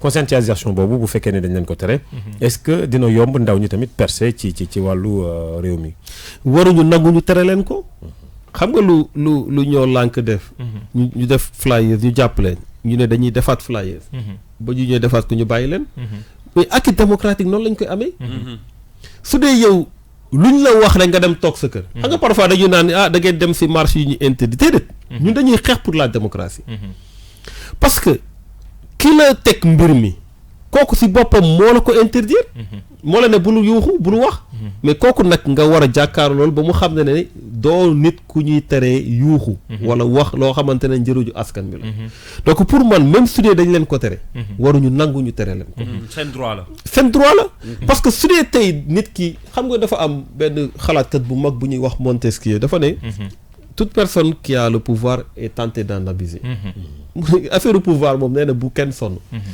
ku am pouvoir jàppal na ne dina si jéem a ku xalam di si jaayoo dina si jéem a nga def lu ko neex mais nee na pour loolu mu taxaw il faut que le pouvoir arrête le pouvoir il faut que nguur su defee dara en face mu am ñoo xamante ne dañ koy arrêter mais su dee dañ doo leen dox ñu ne waaw comme nee na dañu dox nañ dem toog suñu kër. doo leen distribuer flyers ñu ne waaw kon wax nañ dem toog suñu kër. mais suba dañ leen naan doo dem liggéeyi. doo génn sa buntu kër. wala doo tëdd sa lal. est-ce que même comme da ngay nangu rek. su boobaa di nga wàcc lal bi. est-ce que même taxawaay boobu la ñu mën a xaar ci jeunesse africaine de façon globale ci sous-régional bi ci mbirum éco beeg franc CFA bi par ricochet nga waxaal la ñu sa gis-gis ak développement yi mujj yi pays anglophone yi nga xam ne nee nañu format bi ànduñu ci. non même taxawaay la ñu war a am xam nga gis nga mbirum éco mbirum changement monnaie question d'autorité la parce que mbirum. souveraineté la xam nga souveraineté maanaam tey nga ne man damaa war a am sama indépendance dafa laaj xeex. dafa laaj taxawaay. indépendance bañ ñu koy may comme façon bañ ñu ko mayee c'est parce que xamoon nañ ne duñ jëm ci vraie indépendance. moo taxoon ñu joxee ñu ko noonu gis nga ba deuxième guerre mondiale jeexee. ñun ñu nekk ci période de décolonisation. France dafa commencé woon am problème Indochine. am problème Algérie. am sax problème Madagascar et cetera mu xam ne lii su continuer colonie yëpp soo mootul problème yooyu ñoo fa am parce que gars yi commencé woon nañu révolté wu. ñu anticiper loolu. daal di ne ñëw fu mel ni Dakar Sénégal ne leen vous voulez l'indépendance prenez-la. gars yi defuñu benn effort lu dul yëkkati ay pancarte ñu ne leen jël leen indépendance bi c'était voilà lu ñu organiser woon la. parce que bëggoon nañ leen ko jox. mais boobu fekkoon nañu teg les bases. néocolonisation bi nga xamante ne même soo jëlee sa indépendance l'essentiel bu ñu soxla si yow dañ koy am surtout du point de vue économique nu ñu lay mën a rattee ba nga set wecc loolu ñu continuer teg ay stratégie pour loolu ñu mën ko continuer c'est la même chose ak éco bi président Macron ba mu demee Abidjan dafa waxul ne déglu naa président africain yi déedéet dafa ne j'ai écouté la jeunesse africaine moo tax ma def ay réformes donc moom it dafa anticiper parce que xam na ne si ça continue comme ça dinañ dem benn moment jeunesse africaine dina fippu ñu teg fi ay présidents yoo xam ne dañuy jàkkaarloo ak ñoom. te boobu day compliqué. wala pouvoir bi nekk dans la rue comme nu ma la ko waxee boobu tamit day compliqué. donc ñu anticiper ne léegi dañuy def ay réformes. mais en réalité d'abord premièrement dañoo def lu ñaaw. parce que dañoo sàcc. yëfu jàmbur. parce que éco. CEDEAO moo ko moom. pendant près de 30 ans ñu ngi liggéey pour nan la ñuy def pour am monnaie unique. dem ba jàpp seen tur nga jël tur boobu jox ko benn partie si ñu bokk CEDEAO diviser leen comme li ñuy wax la stratégie du diviser pour mieux régner. 8 états UEMOA nga jox leen turu éco bi. réserve yi nga dindi ko compte d'opération bi nga dindi ko représentant France au niveau BCEAO nga dindi ko. mais tu maintiens la parité et la garantie. D'accord. Garantie nag ku la koy defal day am droit de regard. donc dara changé wul. li fi newoon moo fi ne ba tey. ba tey c'est-à-dire que droit de regard ma daaneel foofu droit de regard lu muy tekki. xam nga dañuy naan garantie bara garantie ba bu ñu garantir franc CFA ba benn yoon la si lañ intervenir te boobu bañ koy def c'était pour ñu jàppale seen entreprise yu nekk suñuy réew. période bi ñu ko def daa permettre ñoom ñu dajale xaalis bi yóbbu donc am na fuite capitaux yoo xamante ne moo ëpp fuuf ñoom lu ñu injecté suñu monnaie. mais balaa ñuy def garantie. ñoom mun nañu intervenir ay instruments. tey lu mel ni FMI yu mel ni yeneen instruments yi ñoom mun nañ leen noo parce que defuñu ay critères de convergence xam nga critères de convergence yu CEDEAO def. ne balaa ñoo bokk ci éco bi. nañu xool inflation bi taux d'inflation bi. nañu xool dette bi. nañu xool déficit bi. su ñu demee ba régler loolu. ñu soog a mën a bokk. bien que jàpp naa ne war nañu adoucir mbir yi parce que Togo rek moo éligible pour l'instant. effectivement Togo rek donc pour man. UEMOA amul critère de convergence. ça veut dire que UEMOA xooluñu ndax yow sa économie am na doole ou pas. xooluñu ndax yaa ngi gérer sa dette wala ndax yaa ngi gérer sa inflation xooluñu ko. dañ ne rek yéen ñii yéen a bokk UEMOA yéen am ngeen éco. ñoom it ñu gëmm rek dugg. ñu gëmm dugg léegi lu muy signifier mooy ñoom dañuy mën a léegi taxaw chaque pays ne ko defal lii parce que soo deful lii suñu garantie bi duñ ko kii et cetera donc dañuy continuer di kii. ensuite fu may jeexalee mooy parité fixe boobu ñu def. te alors que dañu doon wut une monnaie flexible. daf ñuy tënk ñun comme plafond la boo xam ne mënuñu ko dépasser. amuñu politique monétaire. dañu wutal yemukaay. suñu dañuy lépp en devise étrangère. ba pare en même temps du point de vue des exportations tey dañuy am ay difficultés. donc lu ñu am politique monétaire. si lan la ñuy yam politique budgétaire. te politique budgétaire du loolu mooy yor réew. d'accord dañuy ànd ak yéen léegi li ñu dese ci waxtu daanu ko bareetul li ñu bëgg a gën a xuus bu baax mooy agir di mouvement boo xam ne moom moo ko jiitee Thierno Bocoum dañuy teewandoo nag dañuy teewlu li nga xam ne mooy. waa agir damay wax ne toujours en fait acronyme la. bu am une signification sémantique maanaam agir mooy jëf waaye agir tamit A la GIR mooy alliance générationnelle pour les intérêts de la République ñaar yëpp nag mu doon choix acronyme bi nekk choix verbe bi nekk choix muy verbe d'action jëf parce que jàpp nañ ne jëf moo des xam nga tey dafa am ñu bëri ñuy tooñ nañu suñu réew Sénégal moom sujet yëpp waxtaan nañ ko ba pare réfléchir nañ si ba pare am na réew yoo xam ne sax dañuy ñëw xool suñu conclusion yi dem appliquer ko ñun appliquer mooy suñu problème tey amul ku mënul wax problème mooy problème mu sénégalais yi amul ku ko mënta wax si fànn bu ne nag donc ñun dañ jàpp ne dañu war a jëf dañu war a appliquer ñu wax ne nag dañ ko war a def dans le cadre d'une alliance xam nga alliance mooy nga jàpp ma jàpp pourquoi alliance parce que Sénégal c'est une diversité dama koy faral di wax tout le temps du ma ko bàyyi di répéter temps yële dama dem di présider benn journée culturelle bu amoon Bignona wetu Sindian ñu dëkk bu ñuy wax Kouroup ma fekk fa culture ak façon bu ñuy defin boo xamante ne wute na ak lu may faral di gis te ñooñu ay sénégalais lañu soo demoon tey Fuuta wala nga dem Sénégal oriental di nga gis façon defin ci culture ci langue ci taxawaay bu wute ak li ngay faral di gis donc pour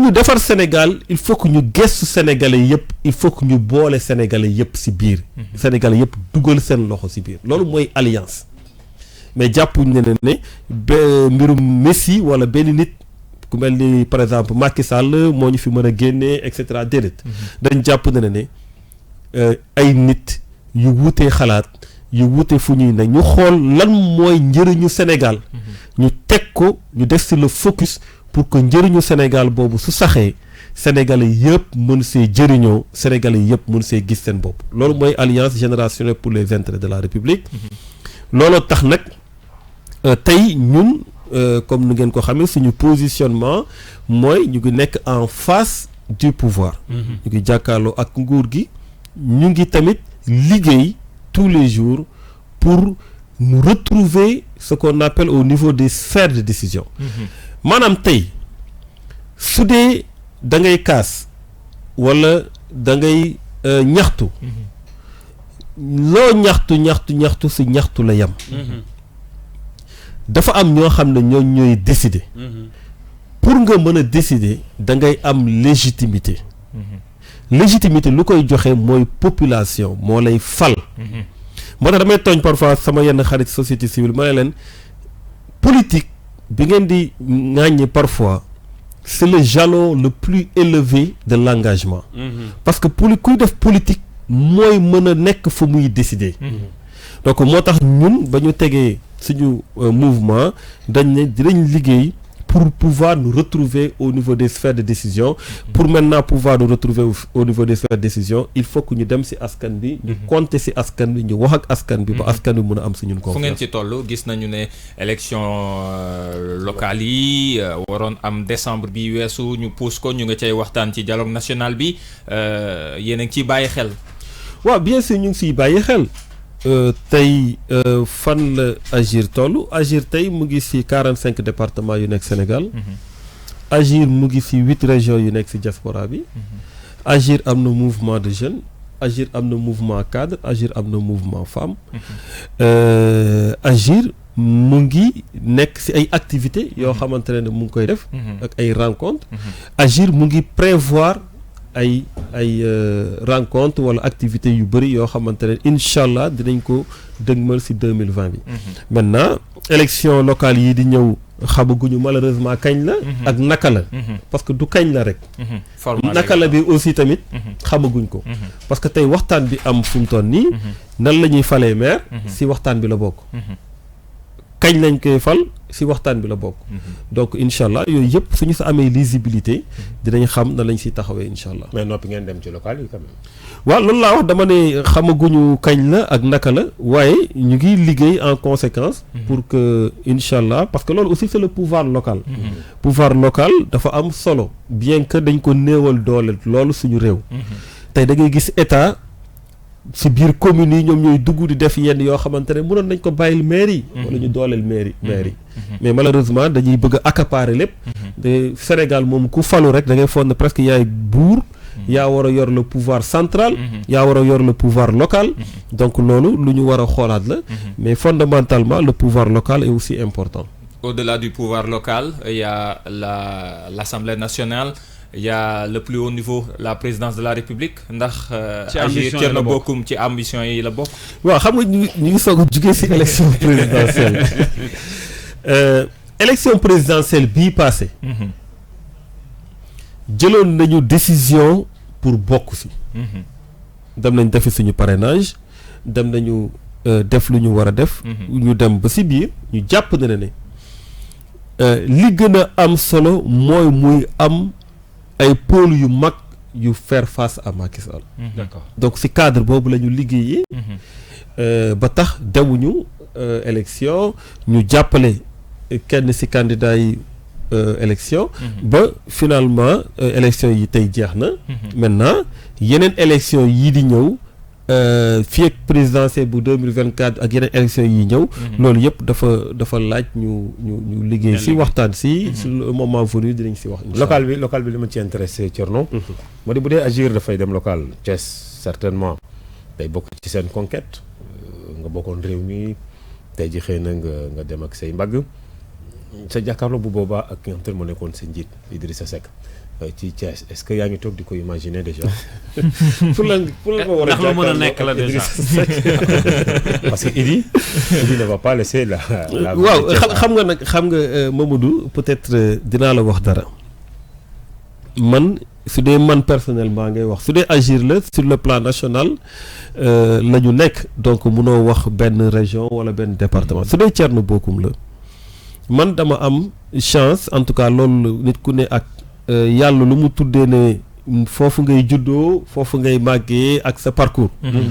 maanaam tey su ma demoon Diourbel taxaw ne dama fa bëgg dara. kenn mënuma ko teree parce que ñëpp xam nañ ne fan laa fa dëkk. fan nan laa si bokkee. su ma demoon Thiès taxaw ne dama bëgg dara kenn mënuma wax na ne amoo fi droit wut ko. parce que xam nañ fa nan laa fa bokkee ak nan laa fa dëkkee. su ma ñëwee fii Dakar laaj fii loo xamante ne dama ko bëgg. kenn du mën a waroo ko parce que xam nañ nan laa si bokkee man je suis conseiller municipal à la commune des Parcelles Assainies. et à la ville de Dakar. ma dëkk Parcelles Assainies am fa kër. donc loolu kenn mënuma wax ne mun na maanaam lu ma la bëgg a wax foofu mooy. tey ñun Sénégal la ñu bokk. maintenant te am nga cër fu ne. voilà am nañ cër si yu ma la wax yëpp. ba pare juddoo Kaolack. xam nga kon xaw naa compliqué. alors loolu yëpp pour wax rek ne que ne yàlla moo dogal loolu. moo tax ñun miin nañ trop Sénégal xam nañ trop Sénégal. parce que façon culture yi traversé nañ ko. maintenant élection locale incha allah. comme ni ma leen ko waxee su ñu xamee naka la ak kañ la. dinañ si war a mun a wax luñ siy wax. d'accord ay questions yoo xam ne ñu ngi koy for ci internet bi benn rek laa ci jël pour poser la ko xëy na ñoom ñi ngi doog a dem waxtaan bi waaye am na ñu bëri ñoo xam ne dellu siwaat nañu surtout sa diggante ak Idrissa Seck am ku ci ne peut-être question bi daf ko yitteel lool ndax ëllëg mën nañu xaar ci politique mu dox ba sa diggante ak Idrissa Seck ci wàllu politique parce que man seetaan naa la ci benn interview nga ne da nga am chance su am séparation boo xam ne sa diggante ak Idrissa Seck dara ñaawu ci maanaam génn nga ci te dara ñaawul ndax ëllëg mën nañu dox ba politique boole waat leen ci benn on peut dire ci benn parti. non mais yaakaaruma loolu nag c'est que xam nga réew mi fa lañ nekkoon ñu ngi leen di yéene jàmm bu baax. mais jóge nañu réew mi franchement. ñu ngi ci agir ñu ngi liggéey ci agir nan la ñuy yaatalee agir nan la ñuy def ba agir gën a massifié wu nan la ñuy def ba objectif yi ñu am ñu atteindre ko. vraiment si loolu lañ nekk. d'accord ngeen baal ma xarit peut-être ma yeggali benn information bu daanu léegi bu ma waa rédaction bi jox que insécurité wala agression bi ñu nemmeekoon Kaolack démb. ba ñu faat ci kenn kii agressé woon waajuram ak moom. waajur bi mujjee na ñàkk bakkanam sànq. ñoom ñaar ñëpp mujjee na ñàkk seen bakkan. insécurité boobu tamit ñuy nemmeeku Thierno ci réew mi ba ñu gis ko démb ca Kaolack noo ko gisee doy na waar. trop doy na war xam nga moo tax parfois dama naan Sénégal duñu xamuñu priorité. tey soo doon xayma lu état di def ci moyen ci police ak gendarmerie daanaka lu ci ëpp ci nan la ñuy maatee ay manifestants lañ koy def. nan la ñuy fexe ba kenn du fi waxee. kenn du fi kii na lacrymogène yi doy. na liif yi doy et cetera. alors que réew yu bari tey. ñu ngi investir sur la police scientifique ñu ngi xool nan la ñuy def pour képp kuy def njombe ñu mën la arrêter parce que njombe soo ko arrêté wul dafay continuer tey su la leeree ne fii ku fi def dara ñu jàpp la balaa nga koy def da nga koy xoolaat mais impunité baaxul ci réew impunité mooy tax ñuy agressé ak ñuy def naka su dul noonu ñuy gën a continuer di ko def parce que xam nañ ne dara du leen ci fekk. donc jàpp naa ne war nañu gën a mën a yokk moyen les forces de sécurité et de défense. ci côté nan la ñuy def pour aar askan bi. mais pas nan la ñuy def pour tere askan bi ñu manifester wala ñu exprimer wu démocratiquement. loolu information moom dama la ci yokkal ni la en fait j'ai fait la genèse c'est juste on dit des Américains talibé Baye d'ailleurs c'est la presse loolu wax ils ont été attaqués mais gars yi dañoo évoqué benn négligence ci wàllu prise en charge bi ci hôpital bi. et puis d'ailleurs y a même les talibé Baye yu envahiroon hôpital. d'ailleurs boo xoolee ba jàppoon RFM ce matin di nga dégg réaction hôpital bi. bu ne waa ji bi muy ñëw bon c'était donc il avait le crâne ouvert. ndax jaasi dañ ko dóor ci bopp bi mooy le fils. moom moo njëkk a décédé. après c'est le père qui décède. c'est-à-dire donc c'est tout un ensemble côté sécurité. mais également côté prise en charge. ci structure sanitaire yi. ça revient. li Thierno di wax rek. Les priorités sont ailleurs. Et je pense que le gouvernement aujourd'hui ci wàllu sécurité. war nañ ci gën a mën a taxaw bu baax a baax. parce que y a trop d'agressions. y a trop de crimes. dans ce pays là. doy na waar. Pape Madiakhate daanaka waxtu wi jeex na. waaw waxtu wi kay jeex na fi mu toll nii xanaa.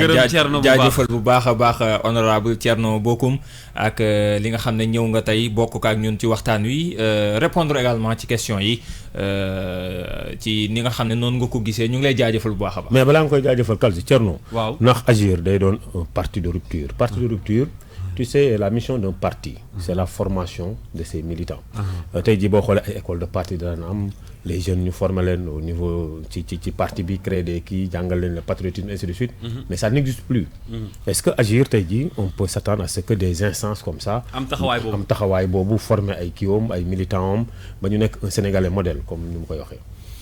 non inchallah loolu kay c'est clair déjà agir exprime sa rupture à travers sa composition maanaam tey soo xoolee agir nu mu doxee ak ñu fa nekk soo leen doon déglu ak soo leen xamoon dëgg di nga xam ne déjà ñooñu dañoo jug pour apporter des ruptures ñun yemuñu rek si pour ab rupture si bërëb bu ñu nekk waaye dañu bëgg apporter rupture si Sénégal maanaam avoir assez d'éléments yu war a mën a tax ñu mën a convaincre ñeneen pour ñu dem ci de vraies ruptures.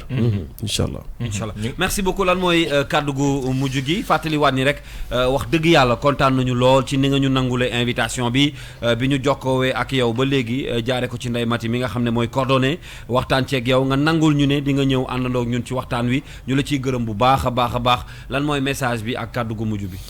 mais di leen gërëm bu baax tamit ci accueil bi ci question yi ak vraiment seen taxawaay di leen encourager ci seen métier bi ngeen def ak liggéey bi ngeen def di nuyu encore une fois ñu doon déglu ñëpp di vraiment ñaan yàlla jàmm ci réew mi parce que jàmm ci lépp xaj di vraiment encourager leen bu baax di leen féliciter jërëjëf Thierno donc rendez-vous tout à l'heure Pape Madiakhaté pour pour le journal en wolof muy xibaaru diggu bëccëg gi ci wàllu tàggat yaram bi. tout à fait ci wàllu tàggat yaram bi dinañ ci ñëw évoquer li nga xam ne moom mooy actualité sportive tey ci biir Midi Culture ak Serigne Saliou Seck ak rédaction bi yëpp. jërëjëf ñu ngi leen di gërëm bu baax merci également à Mamadou Fall di leen gërëm bu baax ci ni ñu ànd woon ak yéen ci subaak léegi ak Thierno Bocoum Agir nag dégg ngeen liñ ci wax voilà ñu doon poser beaucoup de questions ci mouvement boobule xaw nañu gindi ci li nga xam ne fa la ñu jëm ak seen ay objectif ci at yi nga xam ne la ñu jëm ci wàllu élection ñu koy gërëm bu Saliou Seck bu ko defee ñu joxante dig daje ëllëg